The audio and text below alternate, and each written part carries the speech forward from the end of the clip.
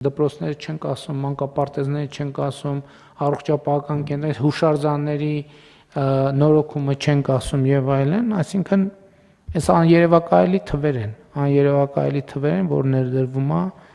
հետո էլ ասում ենք մեր տնտեսության զարգացում բա որտեղից է, այստեղից։ Ում պետք է շնորհակալություն հայտնենք առաջին հերթին Հայաստանում աշխատող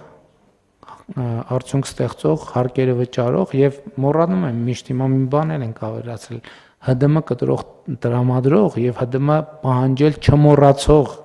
քաղաքացիներին պետք է շնորհակալություն հայտնենք, մանավանդ որ մոռացողների թիվը ոնց որ թե հենց ահագին շատ է եւ շատ է։ Ոնց են բյուջեի հավաքագրումները, պարոն Հակոբյան։ Բավական լավ, պարոն վարչապետ,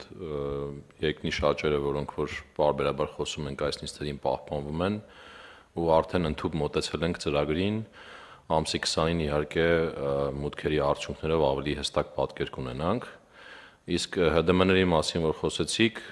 այդտեղ էլ պատկերը բավական լավն է ու բոլոր կտրոններով քանակով եթե նայենք 18%-անոց աճ ունենք,